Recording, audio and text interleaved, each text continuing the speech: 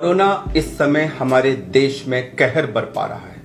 इसके लक्षण क्या हैं और इसका घर पे रह के कैसे इलाज करें, इसके बारे में चंद अहम बिंदुओं को जल्दी जल्दी हम डिस्कस करते हैं। सबसे पहली चीज, इसके लक्षण क्या हैं। सबको मालूम है कि यह बुखार से प्रेजेंट करता है, लेकिन इस समय कई लोगों में पहला सिम्टम बुखार नहीं होता है। नाक बहना, आंख लाल हो जाना, गले में खराश होना, जुकाम जैसे सिम्टम होना, हेडेक होना, बॉडी एक होना या बदन टूटा टूटा सा लगना, नौशिया, वॉमिटिंग, डायरिया, रैशेस पर जाना, इस तरह के भिन्न भिन्न सिम्टम्स से इस समय ये कोविड शुरू हो रहा है। और कुछ लोगों में बाद में बुखार आता है, कुछ लोगों में बहुत हल्का सा आता है। इंपॉर्टेंट चीज यह है कि आज के परिप्रेक्ष्य में जहां इतना मैसिव इन्फेक्शन कम्युनिटी में है, अगर इनमें से कोई भी सिम्टम आपको हो तो वो कोरोना है, अनलेस प्रूव्ड अदरवाइज। अब इनमें से कोई भी सिम्टम होने की स्थिति में क्या करें? आइडियली हमको तुरंत टेस्ट कराना चाहिए, आरटीपीसीआर टेस्ट कराना चाहिए। प्रॉब्लम यह है कि इस समय कई जगह आरटीपीसीआर टेस्ट अवेलेबल नहीं है या उसके लिए वेटिंग लिस्ट है, और आप करा भी लें तो कई जगह 3-3, 4-4 दिन में रिपोर्ट आ रही है। तो जब तक आप रिपोर्ट नहीं आती तब तक क्या करें? सबसे अहम बिंदु इस समय यह है कि कोई भी सजेस्टिव सिम्टम अगर है जो मैंने एन्यूमरेट किए इनमें से, तो आप रिपोर्ट का वेट न करें, तुरंत उसको कोरोना मान के अपने को क्वारंटाइन करें। इस समय जो 3.5-4 लाख के लेवल पे हमारा इन्फेक्शन जा रहा है, उसको रोकने का एकमात्र तरीका यही है कि हर सस्पेक्टेड व्यक्ति टेस्ट की रिपोर्ट आने से पहले अपने को क्वारंटाइन कर ले। अगर आपने ऐसा नहीं किया और 4-5 दिन तक आप अपने को नेगेटिव मान के घूमते रहे कि जब पॉजिटिव डिक्लेयर होगा तब मैं क्वारंटाइन करूंगा, तो उस बीच में आप अपने घर के और अपने आसपास के बहुत सारे लोगों को इन्फेक्शन दे चुके होंगे। इसलिए बहुत अहम बिंदु है कि सस्पिशियस सिम्टम होते ही अपने को क्वारंटाइन करें। उसके बाद ट्रीटमेंट शुरू होता है। आरटीपीसीआर रिपोर्ट अगर पॉजिटिव आई तो आप कोरोना हैं, लेकिन अगर नेगेटिव भी आई तो सिम्टम्स को हम इस समय कोरोना मान के ट्रीट कर रहे हैं, क्योंकि 30 से 35% केसेस में रिपोर्ट नेगेटिव आती है और आजकल शायद ये नंबर कुछ ज्यादा ही हो रहा है। इसलिए symptoms are corona. Positive report है तो ठीक है, नेगेटिव है तब भी हम उसको कोरोना ट्रीट करेंगे। अब आया ट्रीटमेंट पार्ट। तो इसमें 90% लोगों को माइल्ड सिम्टम्स होते हैं जिसका होम ट्रीटमेंट हो सकता है। मगर मैं बता दूं कि होम ट्रीटमेंट का मतलब सेल्फ ट्रीटमेंट नहीं है। होम ट्रीटमेंट का मतलब है घर में रहकर के डॉक्टर की निगरानी में ट्रीटमेंट। आपका फैमिली डॉक्टर हो, आपके आसपास के डॉक्टर हो, गवर्नमेंट हॉस्पिटल के डॉक्टर हो, प्राइवेट हो, जो भी हो, आप टेली कंसल्टेशन करिए, उनसे टेलीफोन पर एडवाइस लीजिए और उसको घर में रहकर फॉलो करिए। यह बहुत अहम बिंदु है। सेल्फ ट्रीटमेंट कृपया ना करें। अब मैं आपको कुछ चंद बिंदु ट्रीटमेंट के बता देता हूं, जिसमें हम 6M अप्रोच जिसको कहते हैं। 6M क्या क्या है? पहला M है मिक्सिंग, यानी कि मिक्सिंग ना करें। दूसरा M मेडिसिन के बारे में। तीसरा M है मॉनिटरिंग अपनी कैसे करें। चौथा M है मील्स के बारे में। पांचवा M है माइंडसेट एंड एक्टिविटीज। और छठा M है मूवमेंट टुवर्ड्स हॉस्पिटल। हॉस्पिटल कब जाने की जरूरत है। इन 6 M को हम जल्दी से डिस्कस कर लेते हैं, मगर मैं दोबारा कह दूं कि यह केवल एक आपकी सहायता के लिए है। कृपया इसको फाइनल डॉक्टर्स एडवाइस ना माने। आप किसी न किसी डॉक्टर से टेली कंसल्ट जरूर करें होम ट्रीटमेंट करते समय। पहला मिक्सिंग, जैसा कि मैंने कहा, सस्पिशियस सिम्टम आते ही अपने को घर वालों से अलग करें, उनके साथ मिक्स ना करें, नहीं तो आप उनको भी इन्फेक्ट करेंगे। अगर आपके घर में कई कमरे हैं तो एक कमरा जिसमें अटैच्ड बाथरूम है वो आप चुनिए, उसके अंदर अपने को बंद कर लीजिए। जो दरवाजा बाकी घर की तरफ खुलता है उसको बंद कर दीजिए। अगर उस कमरे में बाहर में खुलने वाली खिड़कियां हैं तो उनको खोल दीजिए। बाथरूम का एग्जॉस्ट ऑन कर दीजिए। इससे आपके सांस से निकलने वाली जितनी भी हवा है, जो एरोसॉल है, वो घर की तरफ जाने की जगह वो बाहर चला जाएगा और घर वालों को संक्रमण का चांस कम हो जाएगा। जो आपका खाना पीना वगैरह आना है वो कमरे के बाहर एक स्टूल रख दीजिए और उस स्टूल पे वो खाना रख देंगे और हट जाएंगे वहां से। आप अच्छी तरह मास्क लगा के दरवाजा थोड़ा सा खोलिए, वो खाना उठा के अंदर ले लीजिए और फिर दरवाजे को बंद कर दीजिए। इससे आप दूसरे लोगों को संक्रमित होने से बचा सकते हैं। अब अगर आपके कमरे में, घर में थोड़े से कमरे हैं, तो स्पेशली अगर आपके घर में वृद्ध दादी, बाबा, नानी, नाना ऐसे लोग हैं, तो उनको अगर संभव हो तो किसी दूसरे घर में भेज दीजिए, क्योंकि अगर आप उसी कमरे में उन लोगों के साथ रहे तो उनको संक्रमण जरूर हो जाएगा। तो जैसे भी हो अपने को क्वारंटाइन करें, अपने को आइसोलेट करें और घर वालों के साथ मिक्सिंग ना करें। इससे हम कोरोना के चेन को, संक्रमण की चेन को तोड़ेंगे। यह था पहला बिंदु, मिक्सिंग। दूसरी बात आई मेडिसिन की। मेडिसिन क्या क्या लें? तो जो मेडिसिन सबसे इंपॉर्टेंट है वो है बुखार को रोकने वाली पैरासिटामोल।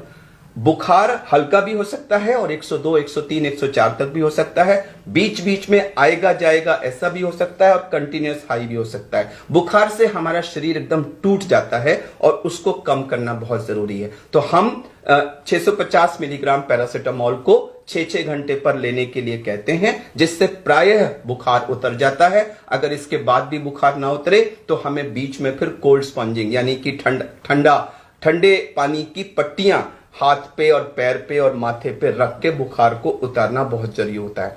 सबसे जरूरी दवा इस कोविड की पैरासिटामोल है। अब उसके अलावा बहुत सारी चीजें दी जा रही हैं, vitamin C, vitamin D, zinc और बाकी सारी चीजें, वो आप ले सकते हैं। डॉक्टर के प्रिस्क्रिप्शन में अवश्य वो लिखी होंगी, लेकिन मैं ये बता दूं कि उनसे कोई पहाड़ चेंज नहीं आने वाला। जरूर लीजिए, उनसे कोई नुकसान नहीं होता है। कुछ एंटीबायोटिक्स दी जा रही हैं, जैसे कि एजिथ्रोमाइसिन और डॉक्सीसाइक्लिन, वो भी ज्यादातर लोग प्रिस्क्राइब कर रहे हैं। लेकिन मैं क्लैरिफाई कर दूं कि रिसर्च में माइल्ड सिम्टोमेटिक केसेस में उनके देने या ना देने से आउटकम में कोई फर्क नहीं पड़ा है।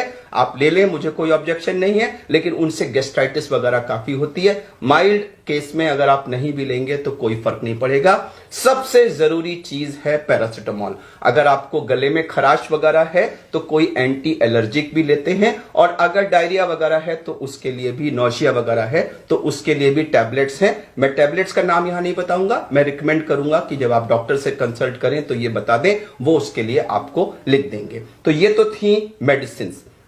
कुछ और मेडिसिन भी दी जा रही हैं, आइवरमेक्टिन है, हाइड्रोक्सीक्लोरोक्विन वगैरह है।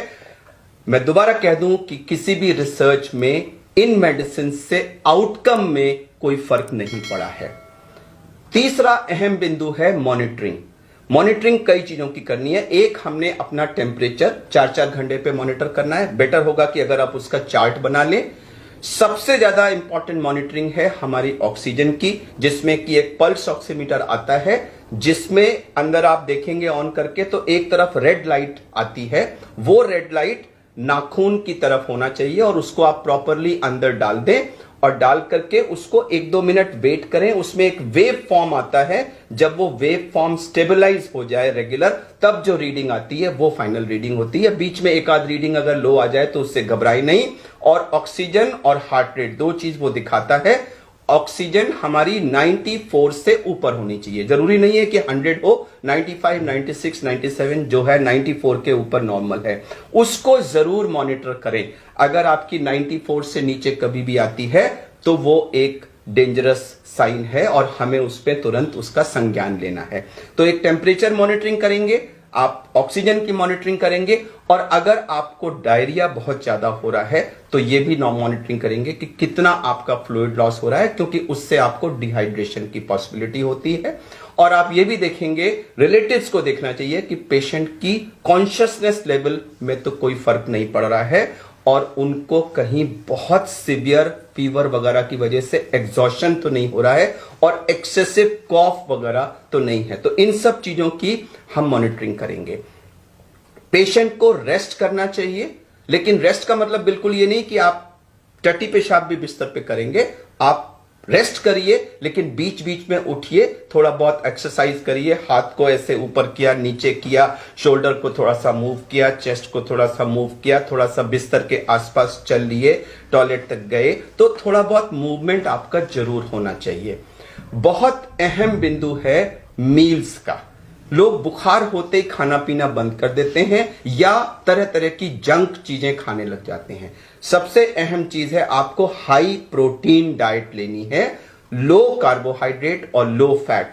फैट यानी कि जितनी भी चिकनाई वाली चीजें हैं और खासकर से जो बाजार से आने वाले जंक फूड्स हैं, कृपया उनको पूर्णतः अवॉइड करें।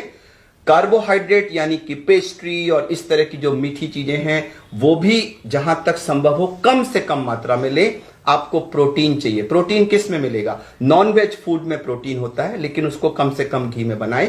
एग्स में प्रोटीन होता है, वेजिटेरियंस के लिए पनीर में प्रोटीन होता है, सोयाबीन में 40% प्रोटीन होता है, तो सोयाबीन का आटा का रोटी बना लें, सोयाबीन की किसी भी तरह की प्रिपरेशन ले लें, इन सब में प्रोटीन होता है। फ्रूट्स को, फ्रेश फ्रूट्स को ज्यादा से ज्यादा मात्रा में लें। फ्रेश फ्रूट जूस भी ले सकते हैं। जो कैंड जूसेस वगैरह बाजार से आते हैं उनको जहां तक संभव हो अवॉइड करें। बहुत इंपॉर्टेंट है कि आप हर थोड़ी थोड़ी देर में, आधे आधे घंटे में कुछ ना कुछ खाते रहें ताकि पेट में कुछ ना कुछ खाना पहुंचता रहे, जिससे गैस्ट्राइटिस कम होती है। पानी की मात्रा यानी पीने वाली यानी लिक्विड्स की मात्रा 24 घंटे में 2.5 लीटर से ऊपर होना चाहिए, अनलेस कि आपको किडनी की या हार्ट की कोई प्रॉब्लम है और फ्लूइड रिस्ट्रिक्शन पे है तो अलग बात है। अगर आप नॉर्मल पर्सन हैं तो आपको 2.5-3 लीटर फ्लूइड जरूर लेना है, जिससे बॉडी में डिहाइड्रेशन ना हो। तो ये हुई हमारी मील्स की बात। बहुत अहम बिंदु है हमारा माइंडसेट और हम कैसा सोच रहे हैं। इस समय पूरा देश एक पैनिक की स्थिति में है, हर घर इसकी वजह से टेंस है।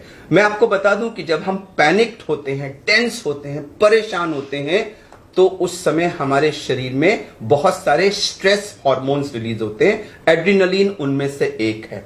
उस समय हमारे शरीर की स्थिति ऐसे ही होती है जैसे कि गाड़ी को आप फर्स्ट गियर में जब स्टार्ट करें। आप इमेजिन करिए अगर आप किसी गाड़ी को फर्स्ट गियर में स्टार्ट करके 100 किलोमीटर ले जाएं तो इंजन का क्या हाल होगा। तो उसी तरह से अगर आप अपने को टेंस रख के कई दिन तक रखेंगे तो सोचिए शरीर पे कितना बुरा असर पड़ेगा। हमारा इम्यून सिस्टम कम हो जाएगा, हमारे बॉडी की इन्फेक्शन को लड़ने की कैपेसिटी कम हो जाएगी। तो कृपया अपने को रिलैक्स करिए, कुछ रिलैक्सेशन एक्सरसाइज करिए, योगा वगैरह करना चाहें तो वो करिए और माइंड सेट पॉजिटिव करिए कि this shall also get over. यह समय भी निकल जाएगा, यह समय भी निकल जाएगा। जिस भी भगवान या जिस भी गॉड को आप मानते हैं उसकी प्रार्थना करिए, थोड़ा सा पूजा पाठ करिए, रिलेटिव से बातें करिए, कुछ न्यूज़पेपर पढ़िए, जो म्यूजिक आपको पसंद है वो सुनिए, लेकिन ध्यान को डाइवर्ट करके अपने को पैनिक नहीं रखना है। अगर आप पॉजिटिव माइंडसेट में रहेंगे तो मैं आपको विश्वास दिलाता हूं कि आपकी रिकवरी फास्टर होगी, और अगर आप बिल्कुल पैनिक और टेंस मोड में रहेंगे तो आप अपने को मॉडरेट या सीवियर डिजीज की तरफ पुश कर रहे हैं। अब आखिरी बिंदु आया कि रेड फ्लैग यानी डेंजर साइंस क्या क्या हैं और किस स्थिति में हमें होम केयर को अबैंडन करके अस्पताल भागने की जरूरत है। कभी भी अगर आपका ऑक्सीजन 94 से कम आ रहा है तो आपको तुरंत हॉस्पिटल को संपर्क करना चाहिए। इसका मतलब ये नहीं कि आप 93 आया तो पैनिक करके भागें। अगर 94 से कम हो रहा है तो अस्पताल में बेड अरेंज कराने की प्रक्रिया शुरू करा दें। अगर कम होता है तो उस समय सेल्फ प्रोनिंग हम तुरंत कर सकते हैं, जिससे हमारा ऑक्सीजन लेवल बढ़ जाता है, जिसके बारे में हमने एक अलग वीडियो बनाया हुआ है और उसका लिंक हम इसके वीडियो के अंत में डाल देंगे कि सेल्फ प्रोनिंग कैसे करते हैं। तो आप सबसे पहले ऑक्सीजन कम होने की स्थिति में सेल्फ प्रोनिंग करिए और उसके बाद ऑक्सीजन अगर घर में हो सकती है तो उसका इंतजाम करिए और इन द मीन टाइम आप अस्पताल जाने की प्रक्रिया शुरू करिए। ऑक्सीजन कम होना, continuous fever, excessive coughing, exhaustion, severe diarrhoea और ऑल्टरेशन इन सेंसोरियम, तो ये 6 रेड फ्लैग साइंस यानी खतरे के लक्षण हैं। इनमें से कोई भी अगर दिखता है तो आप होम आइसोलेशन को अबैंडन करके आपको तुरंत अस्पताल जाने की जरूरत है। तो ये हमने कुछ चंद उपाय बताए हैं, लेकिन अंत में मैं दोबारा ये कहना चाहूंगा कि ये वीडियो डॉक्टर की एडवाइस या रिप्लेसमेंट नहीं है, ये केवल आपकी मदद के लिए है।